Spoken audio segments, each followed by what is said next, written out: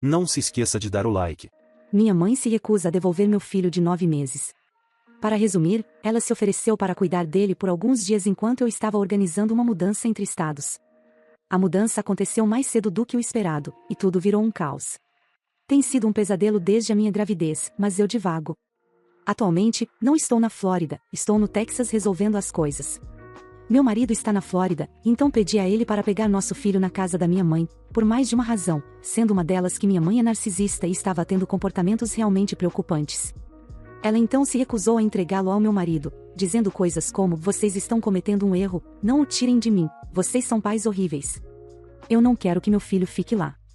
A polícia foi chamada, e eles nos informaram que não podiam fazer nada porque não era da competência deles, então eles não podiam simplesmente pegar meu filho e entregá-lo. É só isso mesmo? O que posso fazer para recuperar meu filho se a polícia não fizer nada? Eles disseram que poderíamos resolver isso no tribunal de família, mas não poderemos pagar por isso e não poderemos ficar na Flórida para um caso começar. Meu filho tem apenas 9 meses, realmente não quero fazê-lo passar por isso. Existe alguma outra maneira possível de proceder? Por que seu marido simplesmente não levou o filho? Isso não faz sentido. Algo está faltando. Meu padrasto ameaçou violência física se meu marido se aproximasse. A polícia também disse que seria considerado invasão de propriedade se meu marido chegasse perto da casa. Atualização. Eu tenho boas notícias. Meu filho está de volta em casa. Eu cheguei na Flórida por volta das 12 horas, queria ir direto para a casa da minha mãe e pegar meu filho, mas muitos aconselharam contra, então esperei ansiosamente até mais tarde no dia. Antes de chegar lá, ela me ligou. Eu tentei fazer com que ela me mandasse uma mensagem, mas ela se recusou e falou por cima de mim. Ela me informou que ia me devolver meu filho, mas para não ficar muito feliz. Ela disse que vai ligar para os tribunais na segunda-feira para dizer a eles que meu filho estaria em perigo. Ela está firme em acreditar que algo terrível acontecerá a eles sob os nossos cuidados, não tenho certeza por quê. Quando pegamos nosso filho, todas as suas coisas estavam prontas, como eu pedi, então fiquei feliz. Uma das minhas irmãs estava gravando, sou grata por isso porque você pode ouvir claramente meu padrasto insultando e ameaçando a gente ao fundo. O tempo todo, minha família nos lançava olhares sujos. Minha irmã do meio até jogou algumas coisas no meu marido.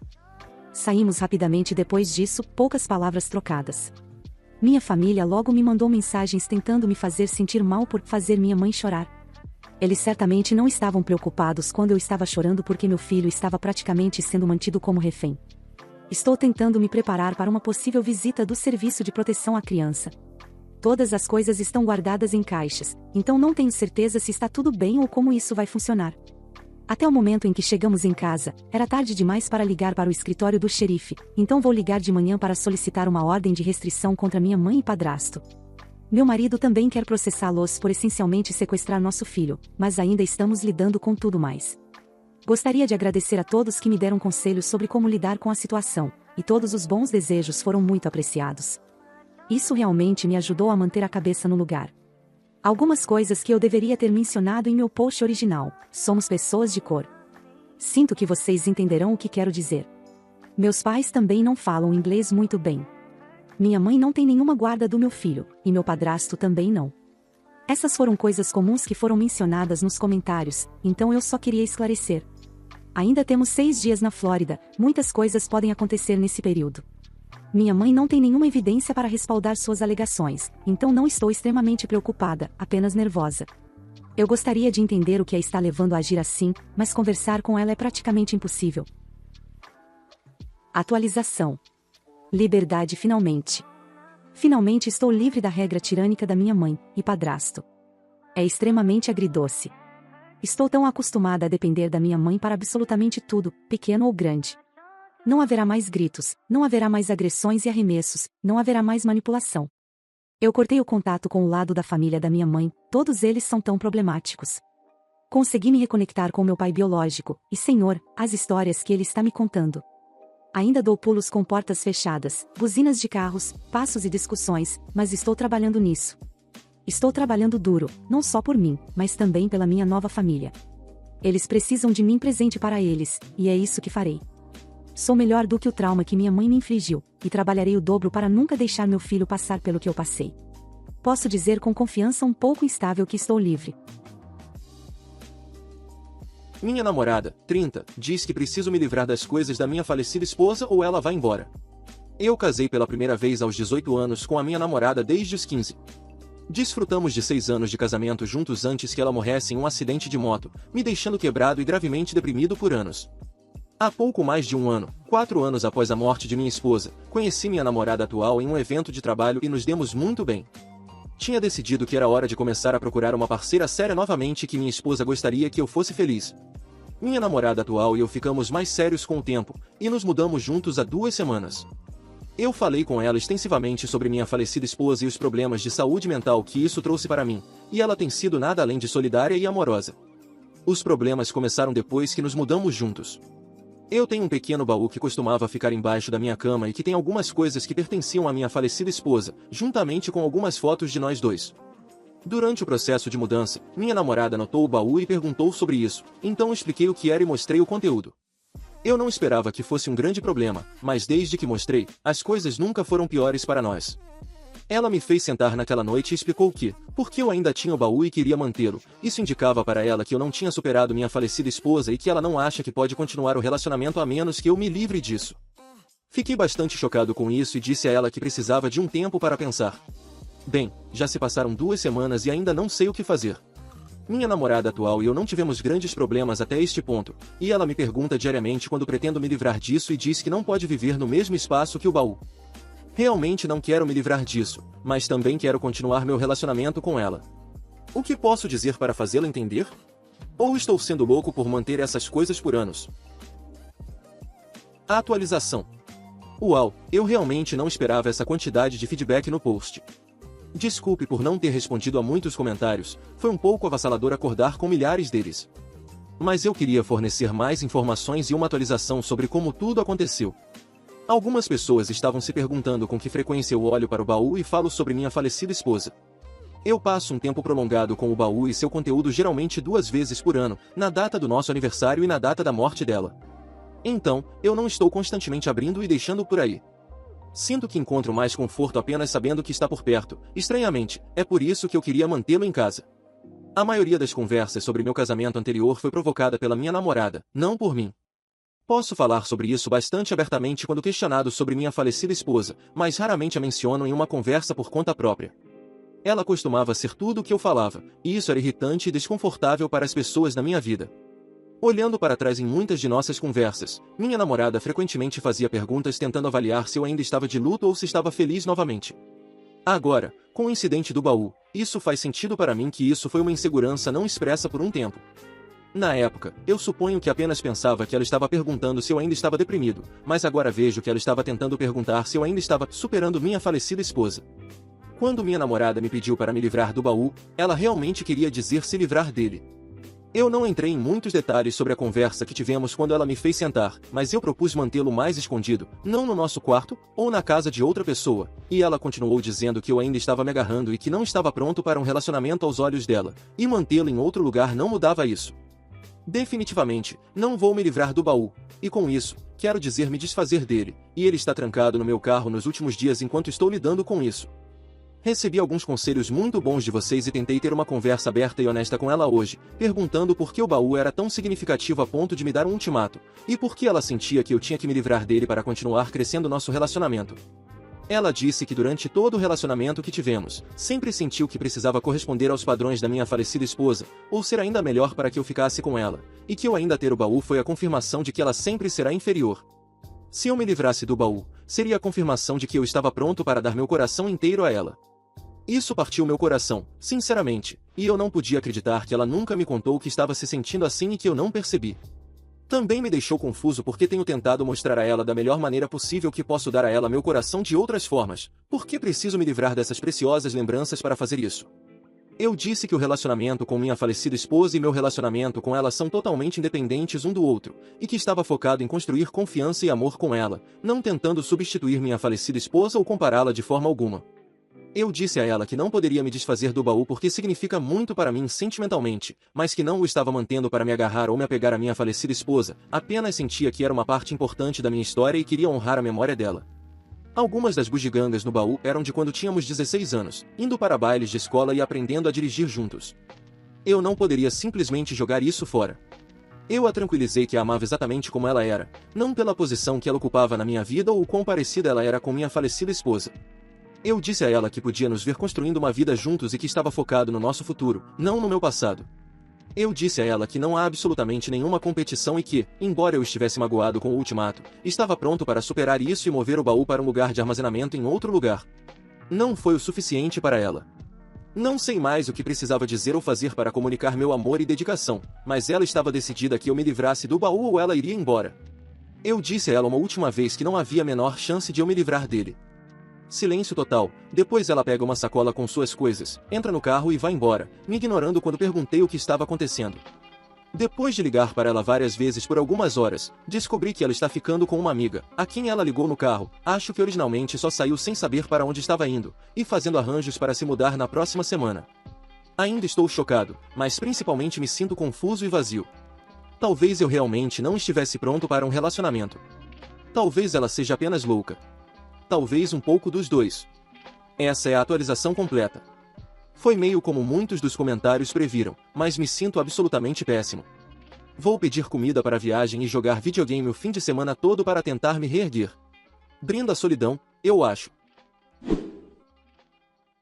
Sou insensata por querer que minha mãe sinta arrependimento pela forma como me criou? Estou cuidando da minha mãe, 59, sendo a mais velha e a única com uma renda estável. Meus irmãos mais novos ainda estão na universidade.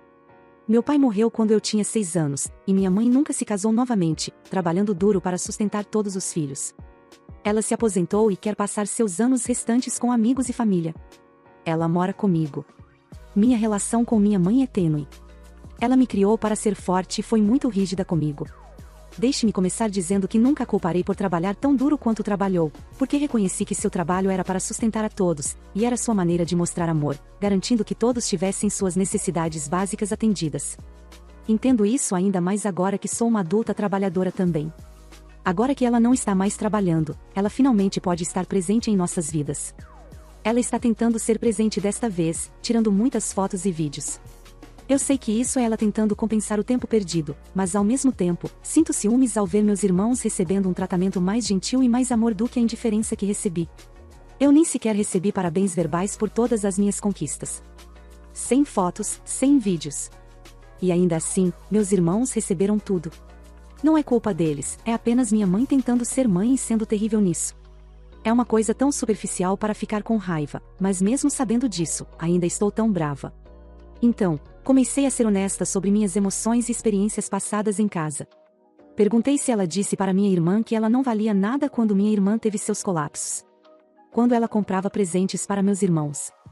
Eu disse, pena que não temos fotos minhas no álbum, uma vez quando estava folheando álbuns com ela. Garanti dizer essas coisas apenas quando estamos só nós duas por perto. Meus irmãos não eram culpados, não precisavam me ver sendo odiosa. Foi só com minha mãe que continuei dizendo coisas assim. Não voltei para casa em quase 2 semanas, apenas ficando em hotéis e indo para o trabalho, depois de uma discussão com minha mãe, onde ela finalmente teve o bastante das minhas palavras. Ela disse que eu não sou mais filha dela, porque nenhum de seus filhos a faria se sentir terrível depois de tudo que ela sacrificou por nós. Então, eu simplesmente saí de casa e disse a ela que pode trazer quem quiser para fazer companhia a ela, porque não vou mais voltar para casa, e ainda vou dar dinheiro a ela para que não precise se preocupar com as contas. Agora, todo mundo está explodindo meu telefone, dizendo que eu deveria pedir desculpas. Meus irmãos entendem, mas acham que fui muito dura com as palavras. Eu não quero, porque acho que não estou errada em expressar minhas queixas. Mas agora que tenho um tempo para me autoavaliar, talvez tenha sido muito dura com as palavras. Reddit, estou bastante acostumada a ser tratada com dureza, então não se segure. Sou insensata por querer que minha mãe sinta arrependimento? Atualização. Todos me ajudaram a organizar minhas emoções. Obrigada. Decidi tentar mais uma vez. Desta vez, não serei agressiva e trouxe meus irmãos e meu tio paterno para ajudar a mediar. Voltei para casa e finalmente me sentei com minha mãe e contei como me sentia ao longo dos anos. Disse a ela que só queria ser reconhecida e não ser emocionalmente negligenciada, e que se ela pode estar disponível para meus irmãos, espero que ela possa tentar comigo agora. Minha mãe se recusou a aceitar. Ela se recusou a acreditar que foi parcial com meus irmãos mais novos e que só me deu amor duro, que eu só a machucava sendo ingrata e que realmente não sou filha dela. Ela me acusou de virar meus irmãos contra ela. Mesmo com meus irmãos dizendo a ela a mesma coisa que eu disse, ela disse que só fez isso por nós e que todos a traíram machucando-a assim. Meu tio ficou ao lado da minha mãe, dizendo que, embora entendesse meus sentimentos, eu deveria ter aceitado tudo e deixado as coisas para lá porque ela é minha mãe que sacrificou muito por nós. Com isso, soube que não era mais bem-vinda. Disse a ela que pode ficar com a casa, e que ainda vou dar dinheiro a ela e pagar as contas até o dia em que ela morrer, como respeito por ter me fornecido o necessário até eu ser adulta. Disse a ela que vou me mudar e que não vou chegar perto dela a menos que esteja em seu leito de morte. Agradeci por tê-la criado e fui embora. Enviei meu pedido para mudar meu local de trabalho para outra filial, para que eu possa me mudar para outro estado. Não desejo ficar perto da minha mãe. Garanti que meus irmãos sempre poderão entrar em contato comigo se precisarem de alguma coisa. Acabei de me inscrever para a terapia. Espero que ajude. Estou triste que isso signifique que não terei mais nenhuma figura parental, mas, é a vida. Encontrei um carro abandonado na floresta e parecia que algo ruim talvez tenha acontecido. Encontrei um Honda Civic abandonado em uma floresta na fronteira entre Nevada e Califórnia, lado da Califórnia. Normalmente, eu não pensaria muito sobre um carro abandonado, mas isso parecia que algo ruim aconteceu. O porta-malas estava aberto e havia itens dentro. Esses itens eram uma caixa de fraldas, uma sombra para carrinho de bebê, uma jaqueta de inverno tamanho infantil, um brinquedo de pelúcia para um bebê e um envelope aberto para um pagamento de uma empresa em Reno. O envelope tem um nome, endereço e número de identificação do funcionário. Havia um carregador de bebê no banco de trás que, felizmente, tinha apenas algum lixo dentro e não um bebê. As outras coisas no carro eram apenas lixo de comida e bebida e uma meia de tamanho de bebê. Todas as coisas de bebê eram cor-de-rosa e femininas, então presumo que o bebê era uma menina também. O nome no envelope era feminino também. O carro teve a placa removida, as luzes e o rádio removidos, assim como os pneus traseiros. Fora do carro, havia uma caixa vazia de fraldas, um salto alto pendurado em uma árvore com a sola rasgada e o par correspondente do outro lado da clareira no chão, e um monte de terra fresca entre a árvore do sapato e o carro. Fiz fotos de tudo e anotei o número do chassi e o nome e endereço no envelope. Eu vagueei pela área circundante da floresta um pouco mais e encontrei um monte de roupas femininas espalhadas pelo chão, talvez a uns 30 metros mata dentro. Essas roupas não eram apropriadas para o inverno, pareciam ser roupas íntimas, um sutiã e alguns shorts. Ver as roupas começou a me preocupar com a situação deste carro se estiver conectado. Verifiquei o número do chassi em uma busca online e o número não aparece como roubado. Outras coisas que me deixaram desconcertado foram que tudo estava seco e bastante limpo em comparação com o entorno. Tivemos chuvas consistentes e o chão estava enlameado, mas a caixa de fraldas no chão estava seca. O papelão não parecia ter sido molhado ou absorvido muita água da lama. O conteúdo do porta-malas também estava seco e bastante limpo, o que parecia errado dadas a lama fresca e a chuva consistente. O metal exposto de onde os pneus foram removidos também não enferrujou ainda. O carro também estava estacionado ordenadamente na clareira e não na estrada como se tivesse ficado preso na lama ou na neve. Relatei tudo à polícia, forneci fotos e localização por GPS, bem como o número da estrada da floresta, mas não recebi resposta. O condado em que esta floresta está localizada é bastante pequeno, então não sei se a polícia tem os recursos para verificar o carro. Dado que o carro parece ter sido deixado recentemente e uma criança está envolvida, quero obter algum encerramento de que quem quer que seja o proprietário está bem e que isso é apenas um carro roubado deixado na floresta. Alguém tem conselhos sobre o que posso fazer para obter mais informações sobre o que aconteceu? Eu admito que esta floresta sempre me deu vibrações inquietantes, então talvez eu esteja interpretando muito isso, mas quero ter certeza de que nada pior aconteceu com quem era dono desse carro e o bebê. Atualização. Tenho boas notícias, pessoal. Felizmente, esta foi a melhor situação possível e minha atualização é mundana. Com a ajuda de outros usuários com habilidades de detetive muito melhores do que eu, conseguimos rastrear a página do Facebook da pessoa. Isso foi confirmado como sendo a pessoa que era a dona do carro. Ela está segura e seu filho também está seguro. Ela está ativa no Facebook e entrei em contato com ela com informações sobre onde está seu carro. Ela havia postado sobre ele sendo roubado no início de setembro, e ninguém mais havia tropeçado nisso e contado a ela até eu. Obrigado a todos que me ajudaram a encontrá-la e a ajudaram a encontrar o carro. Estou muito feliz que isso tenha sido apenas uma descoberta assustadora e nada mais do que um roubo. Estou errada por brigar com minha futura sogra sobre não querer crianças no meu casamento? Eu, 21, estou me casando com o James, 24, em janeiro, e desde o início do processo de planejamento, tanto James quanto eu afirmamos que não queremos crianças no casamento. Aqui é onde o problema começa. Minha futura sogra tem uma grande família com muitas crianças com menos de 10 anos, são os filhos de suas irmãs e irmão, ou seja, primos do meu noivo. Quando mencionamos que não queríamos crianças no casamento, ela surtou, perguntando por que não queríamos, se não queríamos estar cercados pela família, etc., e contou a todas as suas irmãs o que tínhamos dito. Isso se transformou em um assédio por parte das pessoas, me pressionando e pressionando o James para que as crianças estivessem lá, porque qual é o propósito do casamento se não queremos a família lá? Não é a primeira vez que a mãe tenta controlar o que fazemos, ela queria garantir que pessoas que nem eu nem James conhecemos, apenas porque são velhos amigos da família, estivessem lá. Fomos pressionados a não fazer um casamento de destino porque nem todos podem comparecer, e seria nossa culpa se não pudessem ir. Tenho tentado mantê-la fora do planejamento o máximo possível por causa da atitude dela em relação a tudo o que escolhemos fazer. As pessoas estão me dizendo que preciso superar e simplesmente lidar com as crianças ou o que quer que seja que ela queira, porque ela ainda é a mãe do meu futuro marido. Muitas vezes, pensei em desistir do casamento porque ela quer tratá-lo como uma reunião de família. Então, estou errada por ficar chateada porque ela quer fazer o que bem entende? Ambos os nossos pais nos deram dinheiro para o casamento, mas não uma quantia significativa, cerca de 90% ainda está sendo coberto por nós. Meus pais não tiveram problemas com nossa escolha e nem meu sogro, só a sogra. Atualização. Primeiro, gostaria de agradecer a todos pelos conselhos, embora eu gostaria de voltar à ideia original de um casamento de destino, já temos algumas coisas para as quais não conseguiríamos reembolso ou remarcar.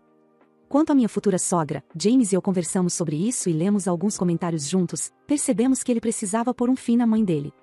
Ele a chamou e disse diretamente, não importa o que você queira, não teremos crianças no casamento. Ela obviamente não gostou, mas eventualmente se acalmou e disse que, embora não esteja feliz com isso, vai apenas lidar com isso, risos, não é mesmo? De qualquer forma, obrigada novamente a todos, espero que esta seja a atualização que todos queriam. Minha ex-esposa, 32, se divorciou depois de ter câncer para que ela pudesse partir primeiro. Agora ela quer voltar, devo dar a ela outra chance? Conheci minha esposa, vou chamá-la de Ana, durante o primeiro ano da faculdade. Namoramos durante a faculdade e nos casamos logo após sua formatura. As coisas foram felizes por um tempo até que Ana descobriu um caroço em sua mama direita. Eu a encorajei a fazer exames, ela relutava, mas acabou fazendo porque o câncer de mama era comum em sua família. E, como suspeitávamos, era isso que ela tinha. A boa notícia, se é que pode ser considerada boa, era que o câncer de mama que ela tinha era tratável com quimioterapia e radioterapia. Com base em seu histórico familiar, o médico também recomendou uma mastectomia dupla para ela. Isso colocou Ana em um lugar realmente sombrio. Sugeri que ela fosse à terapia, mas ela recusou categoricamente e disse que nunca queria me ouvir sugerindo isso novamente. Então, fiz o meu melhor para incentivá-la e apoiá-la. Tirei licença do trabalho para estar em cada consulta com ela, assumi 100% das tarefas domésticas dentro e fora de casa, fiz todas as compras, levei Ana para onde ela queria ir, planejei encontros especiais para nós, dei uma massagem nos pés dela todas as noites. Literalmente, fiz o que podia. Cerca de 6 semanas após o início do tratamento, Ana sugeriu a ideia de passar uma semana com sua irmã Sarah. Isso sinceramente me aliviou, já que eu estava me desdobrando para realizar tudo, e achei que um tempo separados poderia nos ajudar. 2 noites depois de ficar com Sarah, Ana me ligou e disse que queria o divórcio. Ela disse que havia lido muito sobre homens que abandonam suas esposas quando elas ficam doentes e que estava determinada a me deixar antes que eu a deixasse. Não consigo expressar o quanto isso me esmagou. Eu amava minha esposa. Ela era tudo para mim. Implorei para ela reconsiderar. Disse a ela que nunca tinha pensado em deixá-la, nenhuma vez. Pedi a ela novamente que fosse à terapia.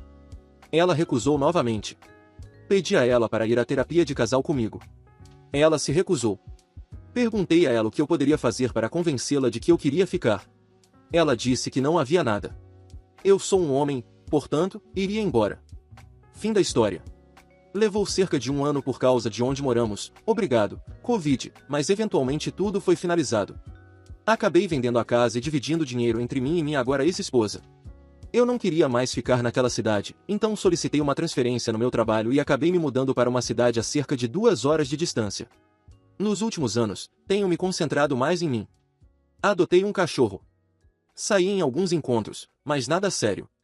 Comecei a fazer trilhas como hobby e comecei a fazer jardinagem. Do nada, Ana me ligou há 3 semanas. Ela disse que estava na cidade em uma viagem com amigos e me viu, e todos os sentimentos antigos voltaram. Ela disse que estava doente fora de si na época, e que eu não poderia julgar suas palavras ou suas ações. Ela disse que ainda me amava, que sempre me amou, e que lamentava ter me deixado. Ela implorou para eu lhe dar outra chance. Estou tão confuso. Se eu for honesto, ainda amo Ana, mas não estou mais apaixonado por ela.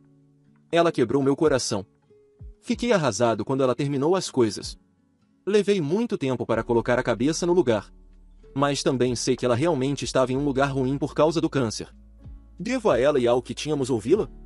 Tenho medo de que, se nos reconectarmos, sempre sentirei que ela estará com o pé fora da porta. Mas talvez isso seja injusto? Não sei o que fazer. Devo dar a ela outra chance como ela quer?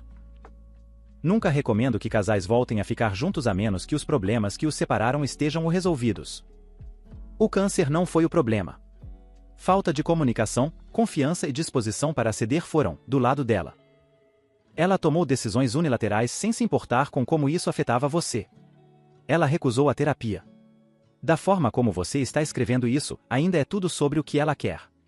O que parece ser a dinâmica que destruiu seu casamento. Então, o que mudou? Eu não faria isso.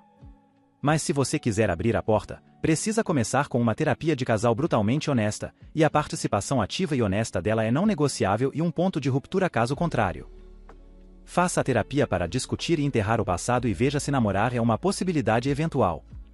Vocês precisam começar do zero. E tudo bem se você tentar e não conseguir superar o como ela espera que você faça. Ela te machucou, independentemente de suas motivações. Às vezes, você não pode desfazer as coisas. A atualização. Postei isso e fui dormir, nunca esperando que explodisse tanto. Quando acordei, o post estava bloqueado, não sei porquê, então não pude responder a nenhum comentário. Mas li o máximo que pude e tentei levar tudo em consideração. Muitos de vocês sugeriram que eu entrasse em contato com minha ex-esposa Ana para uma conversa pessoal. O consenso esmagador era que encontrá-la pessoalmente me diria tudo o que eu precisava saber, e vocês estavam certos. Isso me pareceu razoável. Mandei uma mensagem para ela e ela aceitou a chance de se encontrar, e fizemos isso ontem depois do meu trabalho. Escolhi pedir a ela que nos encontrássemos em uma cafeteria local. Talvez pareça ruim, mas eu não queria encontrá-la em casa ou em qualquer lugar privado, apenas por precaução. De qualquer forma, Ana já estava lá quando cheguei. Ela se levantou e me abraçou. Deixei ela fazer isso, mas não a abracei de volta. Então nos sentamos. Pedi a ela para ficar quieta enquanto eu falava e então contei tudo a ela. Vou resumir aqui porque honestamente não lembro de tudo o que disse. Acho que falei por uns 10 minutos enquanto ela apenas ficou lá e se emocionou. Mas eu disse a ela coisas como o quanto ela me devastou. Disse a ela que eu teria ficado ao seu lado na alegria e na tristeza, não importa o que. Disse a ela que a amava, e isso não mudou depois do diagnóstico ou do plano de tratamento. Disse a ela que fiquei arrasado quando ela iniciou o divórcio. Disse a ela o quão difícil foi para mim me recompor. Muitos de vocês apontaram que, se Ana e eu voltássemos a ficar juntos, eu deveria me preocupar com o que ela faria da próxima vez que ficasse doente, ou se eu ficasse doente. E vocês estavam certos. Então eu também disse isso a ela. E ela ficou brava e me interrompeu nesse ponto. Ela disse que eu estava sendo injusto. Que eu não estava levando em consideração a saúde mental dela na época. Ela disse que não estava pensando direito, mas que agora estava. Aproveitei a chance para perguntar se ela tinha ido à terapia. Ela me disse que não tinha, e que não tinha planos de fazer isso, e que não precisava. Tenho que admitir que isso me magoou um pouco. Perguntei a ela por quê. Apenas. Por quê? É a única pergunta com a qual realmente lutei ao longo dos meses. E ela disse que procurou grupos de apoio e encontrou muitas mulheres com histórias sobre parceiros as abandonando. Ela até mencionou o Reddit, engraçado o suficiente. Ela disse que conversou com a irmã, Sarah. Ana disse que Sarah, para seu crédito, tentou dissuadi-la de se divorciar de mim. Mas entre as redes sociais e algumas amigas de Ana, ela sentiu que precisava seguir em frente para ser vista como uma mulher forte. Isso é palavra por palavra o que ela me disse. Não lembro de mais nada exatamente, mas nunca vou esquecer disso. Ela quebrou meu coração e jogou fora nosso relacionamento porque, de alguma forma em sua mente, isso se traduzia em ser forte. Então ela começou a tentar me convencer a voltar a ficar juntos, mas nesse ponto eu apenas disse a ela diretamente que isso não ia acontecer. O que importa para mim é que eu simplesmente não posso confiar nela. Eu sempre estaria preocupado com a mesma coisa acontecendo de novo. Ela chorou muito e tentou me convencer por um tempo. Quando me levantei para sair, ela jogou seu café gelado em meu rosto e saiu furiosa. Então é isso. Definitivamente, não vamos voltar a ficar juntos. Tenho o encerramento que sempre quis. Tenho pensado nisso por um dia e meio. Fico me perguntando se há algo que eu poderia ter feito melhor, alguma maneira de salvar nosso relacionamento. Mas eu sei que não há. Bloqueei o número dela. Espero nunca mais ouvir falar dela. Que ótimas amizades ela arrumou, parabéns pela grande força. Muito obrigado por assistir, comente sobre as histórias, deixe o like e se inscreva no canal. Confira esse vídeo e acesse nossa loja no primeiro link da descrição. Uma boa noite pessoal.